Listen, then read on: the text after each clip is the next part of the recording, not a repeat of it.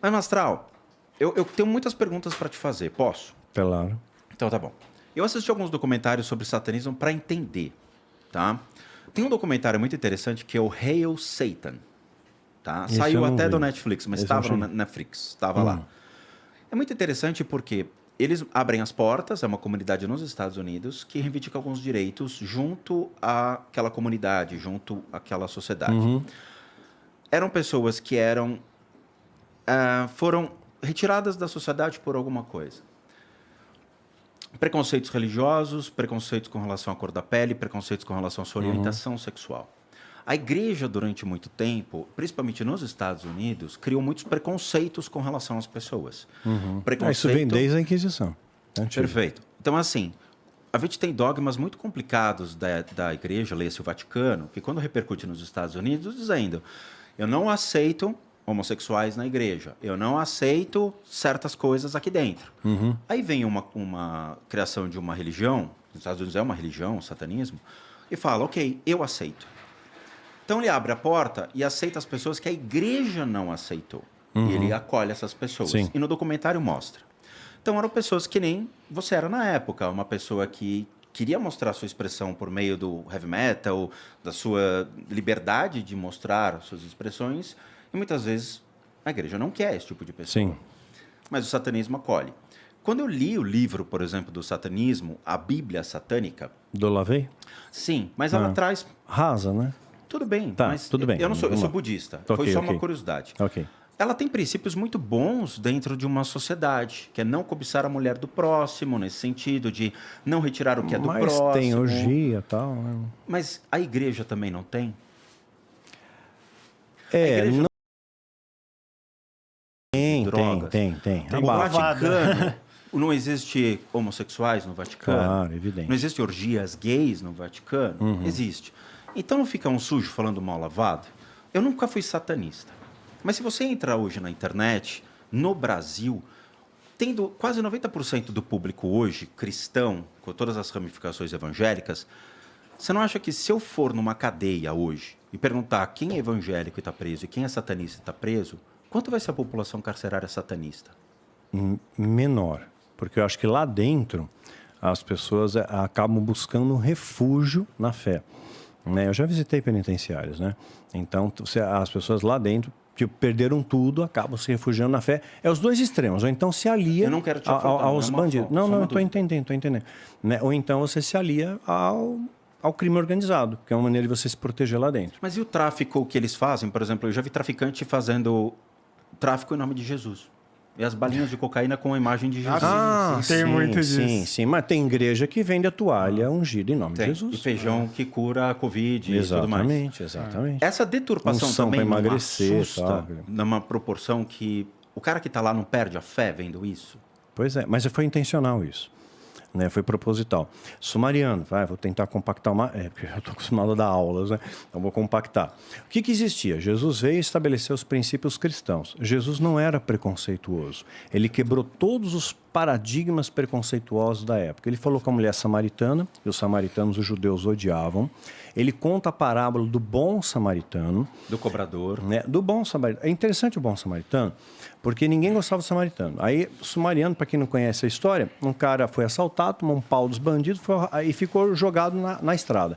Aí passa um sacerdote, que era uma pessoa religiosa, um líder religioso, um guardião da lei, ignora, passa por cima do cara. Aí depois vem um levita, um adorador, ignora. Aí vem um samaritano e cuida do cara.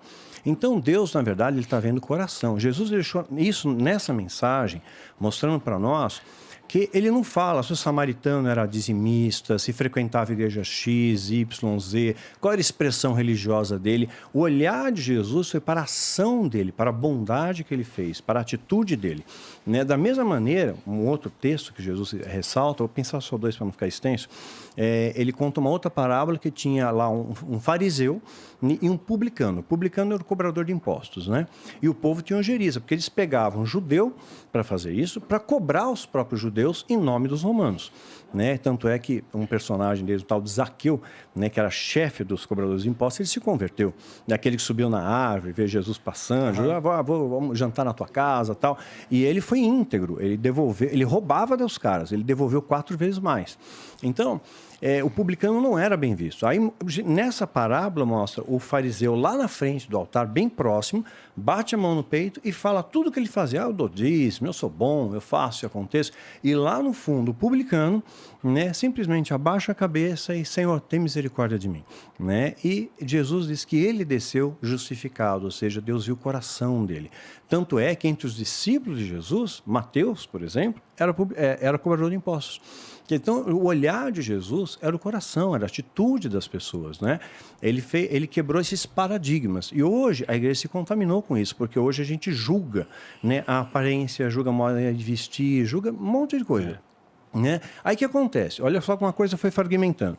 Nasceu o cristianismo, né? E o cristianismo primitivo, a igreja era muito unida, extremamente não fica fora de contexto. Os fariseus tinham receio, porque Jesus tinha falado que ia ressuscitar no 3º dia. Então, os fariseus vão lá até Pilatos. Olha, Pilatos, os discípulos de Jesus vão saquear o corpo e vão contar para todo mundo que ele ressuscitou. Manda uma guarda lá. E Pilatos concorda. Vai uma guarda, mas uma guarda romana. Lembrando, o maior exército do planeta. Extremamente organizado, né? Sabe? E um pelotão tinha que ter pelo menos 21 soldados.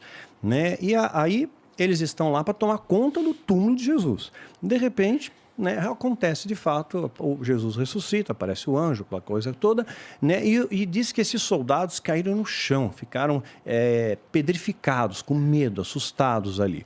Os fariseus, para abafar essa história, a Bíblia diz isso, ofereceram grana para esses soldados, dizendo que, fala que vocês dormiram. Isso seria impossível. Né? Uma guarda militar altamente treinada se reveza, né? Reveza em turnos, ninguém dorme. Né? Você está numa guerra, ninguém fica dormindo. Né? Então, óbvio. Né? Então, pagaram, né? E falaram, a gente vai proteger vocês, para manter essa história. Então, Jesus quebrou, aí nasceu o cristianismo. Né? Jesus, entre a sua ressurreição e ascensão, passaram 40 dias, ele apareceu para aproximadamente 500 pessoas. Quando ele está na sua ascensão, ele deixa os seus apóstolos, seus discípulos, né, e esses passam a propagar os valores de Jesus. Ele não veio fundar uma religião, ele veio estabelecer valores, especialmente o amor. Qual que é o mandamento? Amar a Deus e amar o próximo como a ti mesmo. É o amor, é o pilar. Deus está vendo o amor do seu coração. Não está vendo a sua religião, não está vendo se você frequenta a igreja X, Y, Z e tudo mais. Nada disso. Ele está vendo o amor, o seu ato de bondade, o seu ato de compaixão. Porque é isso que faz a diferença, isso que nos torna humanos de fato, né? Porque tem humanos que, vamos brincar, parece que pior que o diabo é um aprendiz com alguns seres humanos, né? Eu conheci alguns que, pelo amor de Deus.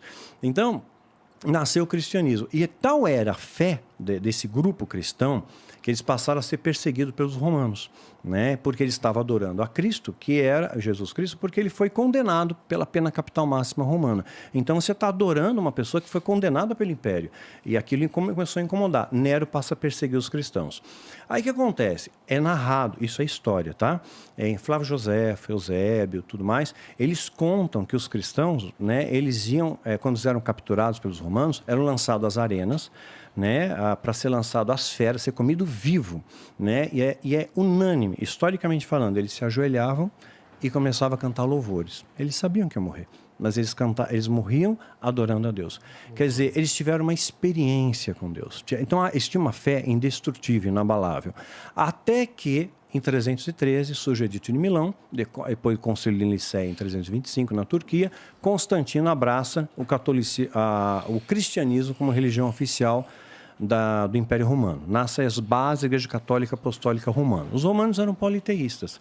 Então, eles mantiveram o sistema, só mudaram um pouco a roupagem, né? Então, surgiram santos, mártires, venda de indulgência, etc. e tal.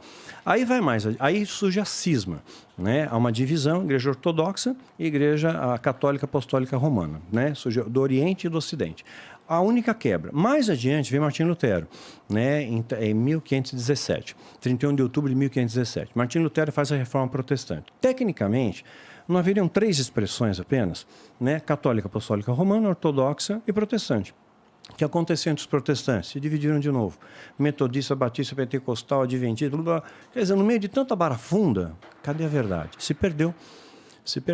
Perdemos as referências, né?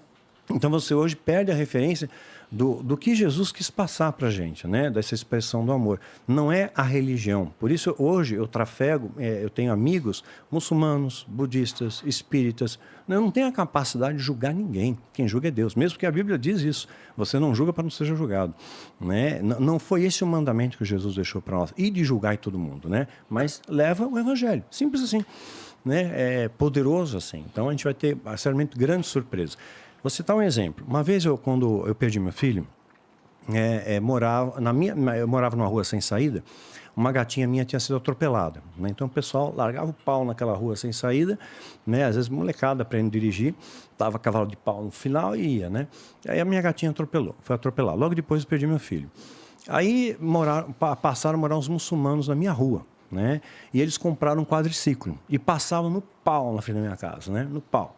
Sabe, eu estava com a dor do luto, eu estava tentando produzir alguma coisa, pensando outra coisa. Pois é. Aí eu pensei, falei, bom, vou trocar uma ideia com eles, né? Quem sabe?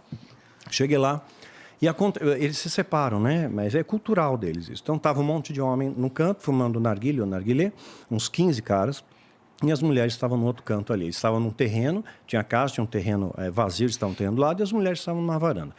Eu cheguei educadamente, né? Salam aleikum, né? Que é o tradicional deles, né? Ah, você é muçulmano?